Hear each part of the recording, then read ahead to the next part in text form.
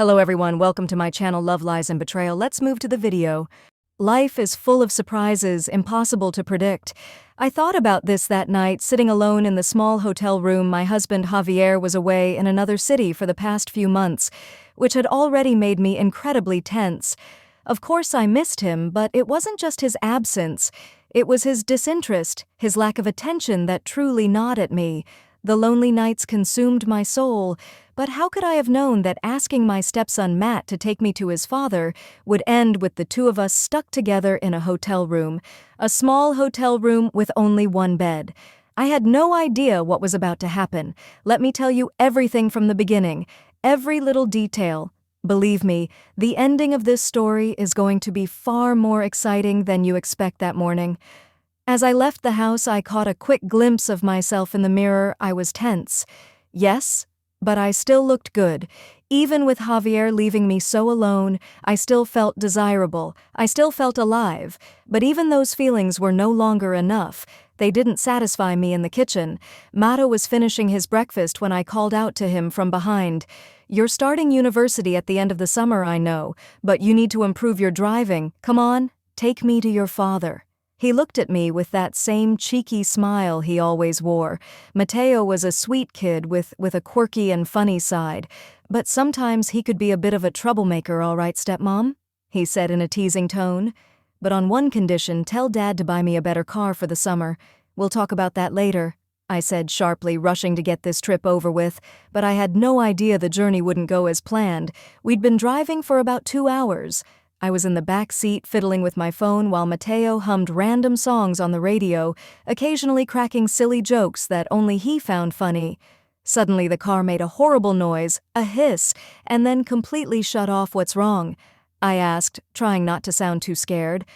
"I think the car broke down," Matt muttered, pulling over to the side of the road, clearly annoyed. So there we were, stranded in the middle of nowhere. My phone barely had a signal, and there wasn't a soul around to help us. We spent 2 hours arguing, calling every mechanic we could find, and trying to fix the damn thing. Eventually, we had to accept the obvious. The only option was to spend the night at the nearest motel at the motel reception desk, while Mateo talked to the guy at the counter. I stood behind him, frustrated as hell. If Javier finds out about this, he's going to be furious, I thought, but strangely in that moment, it didn't seem to matter much deep down. I just knew this night was going to change things before this story gets even crazier.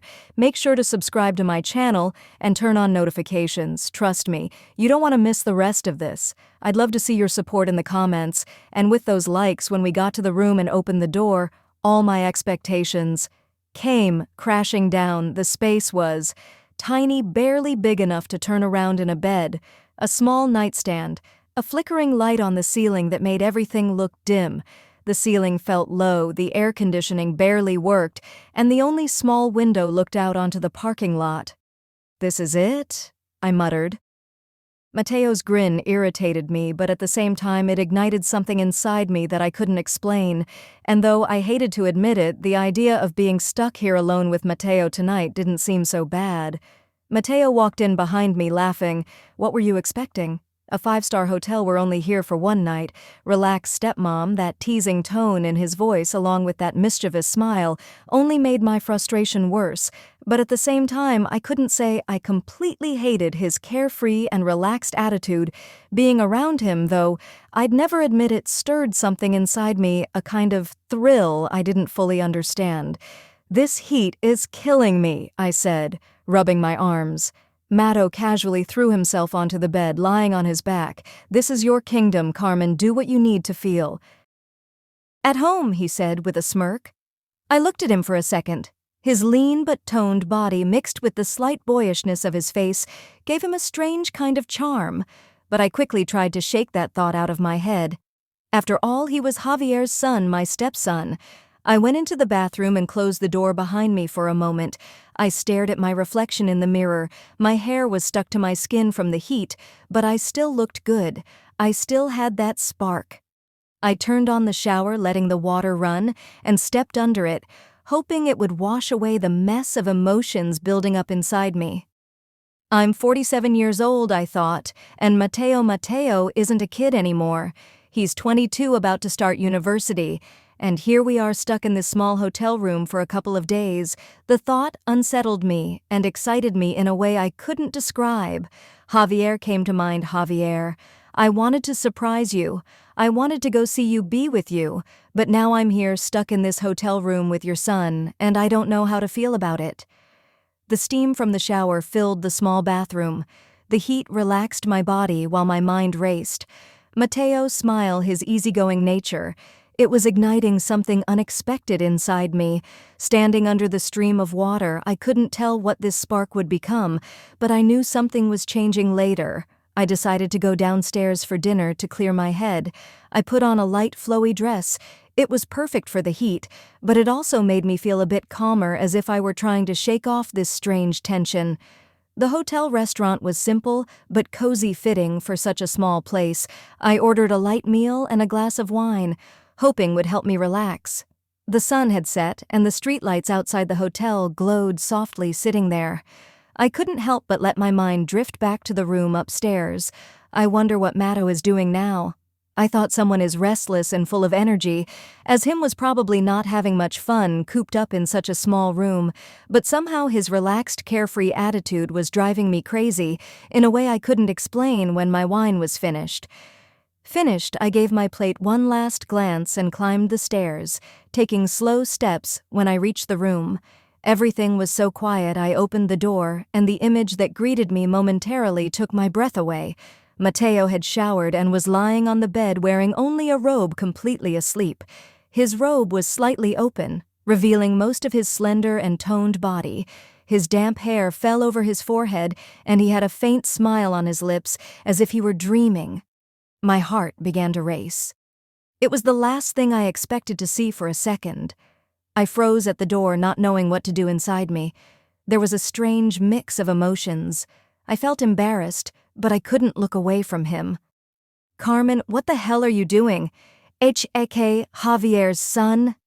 I scolded myself internally, but my eyes betrayed me, drawn to the part of his robe that had slipped open even more. What I saw stirred something warm inside me. The small size of the room only made things worse. There was no other bed. I either slept next to him or spent the night in a chair, and with this heat, the idea of the chair seemed impossible. I entered the room slowly. The steady, rhythmic sound of Mateo's breathing filled the space. I took a deep breath, trying to focus, but the chaos inside me kept me from thinking clearly. I had to pull myself together. "It's fine, Carmen," I murmured to myself. "It's just one night, nothing more. This doesn't mean anything. I wanted to surprise Javier, and now I'm stuck here. Be rational. Stay calm." I took a few steps toward the bed and looked at Matto. The innocent expression on his face only made my already tangled thoughts even more complicated. I sat on the edge of the bed, wondering how I was going to get through the night. In the middle of the night, a soft sound woke me. I barely opened my eyes, just enough to scan the room. I noticed Mateo stirring in bed. He seemed half asleep, running his hands through his hair and lightly scratching his head. I found myself watching him, but kept my eyes only partially open, pretending to still be drowsy inside. However, I was anything but calm. Then I felt it. His eyes on me. My heart started to pound. He was looking at me. I tried to keep up the ACT, maintaining a sleepy expression on my face and staying still. But inside I was buzzing with energy. Slowly, Matto began to untie the belt of his robe as it loosened. The robe slipped from his shoulders, revealing his young, toned body. The way his muscles moved slightly with his motions sent a strange warmth through me. I couldn't help it in that moment. I realized two things. One, I knew exactly what was happening, and two, a part of me didn't even want to stop it. Mateo pulled a pair of shorts from the closet. As he did so, he kept glancing at me out of the corner of his eye, as if trying to figure out whether I was awake. His glances excited me even more. I was trying not to reveal anything, but at the same time, I let the moment completely consume me after putting on the shorts mat. K.O. didn't return to the bed. Instead, he sat in the chair in the corner of the room and simply began watching me. Being observed with such intensity was unsettling and at the same time stirred something indescribable deep within me. I kept my eyes closed, pretending to sleep. But how long could I keep up this act? Eventually, I couldn't hold it in any longer and sat up when my eyes met Matto. I made sure not to hide what I was feeling. Your ex-see in me a lot. Motto, I felt those words hanging in the air at that moment. I knew nothing would ever be the same again. Mateo's eyes blinked for a second, then he took a deep breath and started to speak. I don't know, Carmen, he said in a low but firm voice. We've been under the same roof for a while ever since my dad left, and the more time we spent together, the more I feel for you. You might not realize it, but sometimes I can't hide the admiration I feel for you right now. This feels like some kind of dream. His words took me by surprise, but also stirred something within me. Mateo didn't look away. His eyes held mine with a kind of honesty and passion that completely captivated me. I have to get up early to fix the car, he continued, though his voice sounded like he was trying to convince himself, but his gaze didn't waver for a second. But right now, I can't take my eyes off you. Carmen, I've never felt this way before. My heart pounded wildly at that moment. I moved to the edge of the bed and sat in the chair directly in front of him, my eyes locked onto his. The energy between us was so intense that words weren't needed. We sat in silence for a moment before I slightly pursed my lips and fixed my gaze on him. Mateo, I said slowly, my voice conveying both curiosity and a challenge. Are we talking about the same thing? Mateo's gaze deepened as if he wanted to live this moment through feelings rather than words. He didn't respond, but the look in his eyes said everything. And that was when I realized there was no turning back for us. I looked into his eyes, and a surge of courage and uncontrollable desire welled up within me. The mix of hesitation and passion in his eyes only drove me further. Taking a deep breath, I began to speak again, my voice calm but firm. Matto, I said, drawing all his attention when I entered the room, you were asleep. Your robe was slightly open and I couldn't stop looking at you. It affected me more than I expected. We can't run away from these feelings. We both know that. As my words hung in the air, I stepped forward and slowly stood up. His eyes followed every one of my movements, his breathing quickening. I couldn't contain the emotion coursing through me. My fingers reached for the sash of my dress, and as I untied it slowly, I could hear the change in his breathing with every movement I made. I think I said in a trembling voice, we need to level the playing field slowly. I unzipped the back of my dress, the fabric slid off my shoulders and fell to the floor. The cool air brushing against my skin only made the heat inside me burn even stronger. The look in his eyes said it all: surprised admiration and an irresistible attraction. The silence between us felt like a bond. Now our breaths mingled without breaking eye contact. I took another step toward him now, I said softly. Let's see if we're really talking about the same thing. Mateo's eyes remained fixed on me, his expression firm and full of fire. Suddenly, he stood up, without breaking his gaze, and turned on the room's light. The soft glow filled the space as he approached and locked the door. My heart began to pound wildly in that moment. It felt as though the entire world had slowed down, leaving only the two of us when he stepped toward me. My breathing quickened. He seemed to be trying to read my eyes, but at the same time he was fully aware of the silent attraction between us. As he came closer, his hands found my waist, and the warmth of his touch felt like an electric current running through me without saying a word. He leaned in, his eyes dropping to my lips. I didn't resist. I couldn't. Everything about this felt natural, as though it was meant to happen. When his lips finally met mine, all the tension within me melted away. His kiss was slow, exploratory, but filled with undeniable passion. My hands instinctively reached for his shoulders. Feeling his strength and warmth enveloped me. The space between us disappeared completely as our breaths mixed. That moment felt like an explosion of all the unspoken emotions between us. Mateo's youth and energy collided with the depth of passion I had carried for years. It was the beginning of something both terrifying and exhilarating that night. There was no longer any way to hide what we felt for each other. I fell back onto the bed, my body exhausted but my mind racing. My breathing was still uneven. My foot brushed against the fabric of my dress, lying on the floor. I felt Mateo's eyes on me, an intense and silent energy radiating from his gaze. A moment later, he leaned down and picked up the dress, his fingers lightly grazing the spot where my foot had been. Even that simple act sent sparks to me. As he held the dress, I saw a brief flash of hesitation on his face, but it was quickly replaced by determination. He set the dress aside, and his hands moved to the edge of the bed. Slowly, he climbed onto the mattress, his movements careful and deliberate as he got closer to me. The expression on his face betrayed his feelings, equal parts excitement and magnetic attraction. As he lay on the other side of the bed, I could feel Mateo's closeness. My heart was still pounding. My breathing grew deeper as I watched him lean toward me. The distance between us had almost completely disappeared. It was as though everything had reached a tipping point.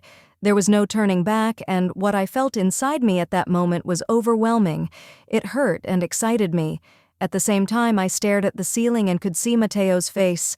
I was fascinated by the way he brushed his hair back from his forehead. With his hand, I could see in his eyes what Mato was feeling. He was flushed, he was excited, and he was so happy. I could see he was doing everything with great passion, and it moved me how breathless he was. Mateo had heightened my emotions to the point where I was glad the car had broken down. "I'll never forget this hotel," Mateo said in a trembling voice. His words forced each as heavy as a gasp. His eyes were fixed on me, but his hands trembled slightly. His body was tense, his muscles contracting, each movement a little more careful and precise, as if he wanted to preserve the memory. "I definitely don't want my father to sell the car ever again," he added, and after those words, he laid down beside me, closed his eyes, and waited for his breathing to recover without saying another word. I was exhausted and didn't even have the strength to speak. My legs kept trembling, and I didn't even realize when I had fallen asleep the next morning. Mato returned with the car fixed and told me we had to pick up Javier and head to the city where he was. I was filled with regret and conflicting emotions, but at the same time, there was excitement within me as I looked at Mato. His eyes, his actions, everything about him was affecting me. Everything was so complicated, yet I didn't know what would happen. I couldn't decide between the questions in my mind and the excitement. But there was one thing I knew for sure. This trip would be the moment when everything changed. If you've made it this far, I know my story has moved. You don't miss out. Press the follow button, turn on notifications, and join us by leaving a comment about the story. I can't wait to hear your thoughts. Thanks for watching. If you enjoyed this video, please like, share, and subscribe for more. Don't forget to click the notification bell icon to stay notified.